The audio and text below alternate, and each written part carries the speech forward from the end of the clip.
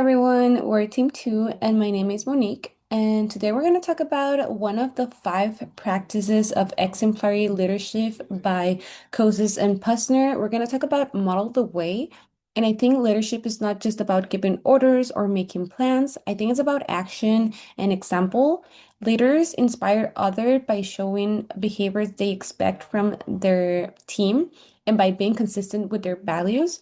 Also, the practice is especially important because it builds trust, it sets standards, and it motivates people to follow your lead. On today's presentation, we're going to talk about defining Model the Way. We're going to talk about what it is and its two commitments.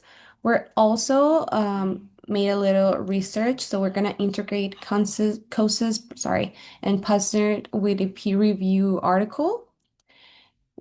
We're also going to cover the critical analysis and why this practice matters and how we're going to apply Model the Way to our future careers. What is model the way? Kouzes and Posner say that titles are granted, but it's your behavior that wins you respect. They also say in these two commitments, clarify values and set the example. In clarify values, they say that leaders must find their own voice and affirm shared values. Self-awareness of personal principles guides consistent decision making. And in set the example, leaders align actions with shared values. They follow through on promises and spend time on priorities and hold themselves accountable. So what do these mean? In clarify the value or clarify values, it basically means to stand on what you say and to follow through with anything you promised or anything of that sort. And set the example, it basically means to be a role model. The way you want to be treated, the way you perceive people, you need to be acting that way. And going back to the quote, leaders aren't just a position that's given or a title that's granted, but it's more of the way you act that wins you that respect, as you can see by the quote. Why does modeling matter? 95% of employees say trust in leadership is essential to job satisfaction, and 3.5 times higher engagement when leaders practice what they preach. And 70% of team culture is driven by leader behavior. So, what does all this mean? Basically, employees trust, when employees trust their leaders, they perform better and have a higher engagement, which then leads to better results, which means a better environment or a better culture. Next slide, please. All right. So, starting with what the research says, both sources basically show that leadership isn't really about what you say, it's more about what you actually do. The first source talks about authentic leadership, which is just about being self-aware and clear on your values. If you know what you stand for and actually act on it, people are way more likely to trust you. It connects to finding your voice because you can't lead others if you don't know what you believe in. And the second source builds on that with behavioral integrity, which basically means that your overall actions match your words. When that happens, it leads to more trust and better all performance. So, overall, both sources are really just saying that consistency is what builds credibility. Next slide. Okay, so now we've seen what outside research says. Let's all bring it out together with the course readings. Cousins and Posner make it very clear that their main summary, that credibility is a foundation of leadership, and without it, nothing else works. And when we look at what we've read in class on transformational reading, we see the same core ideas showing up. Both frameworks argues that leaders who consistently act on their core values create intrinsic motivation in their teams. People don't follow you because of your title. They follow you because they trust what you say and what you do are the same thing. Where these ideas really come together is self-awareness. Cousins and Posner say that you have to find your voice before you can model anything. And Bass and Reggio say the same thing. Transformational leaders start by understanding themselves. But here's what makes Cousins and Posner stand out. They give us something practical that other frameworks don't. And that's the concept of small wins. These aren't big dramatic gestures. They're everyday micro actions where you reinforce shared values, you show up on time, you follow through a promise, you publicly recognize someone who lived a team value. Those small moments are what build credibility over time. So when you pull all this together, Cousins and Posner, the outside research from Avolio and Gardner and Simmons, and our class readings, the evidence points in one direction. Modeling the way isn't just one of the five practices. It's the most visible, most immediate, and arguably the most impactful thing a leader can do. Everything else, inspiring the vision, challenging the process, enabling others, all of that depends on whether people believe in you first and they believe you when your actions match your words. Next slide.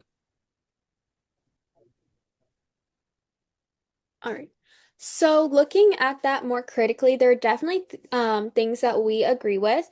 Actions speak louder than words, and people can usually tell when someone is being genuine.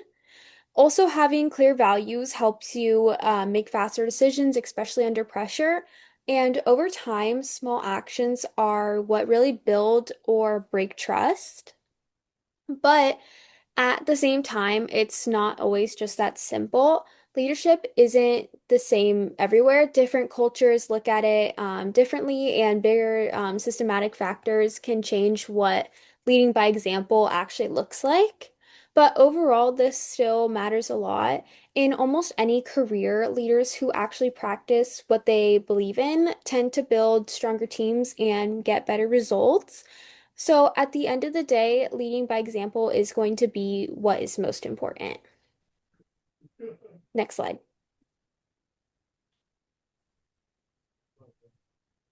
Did it switch or no?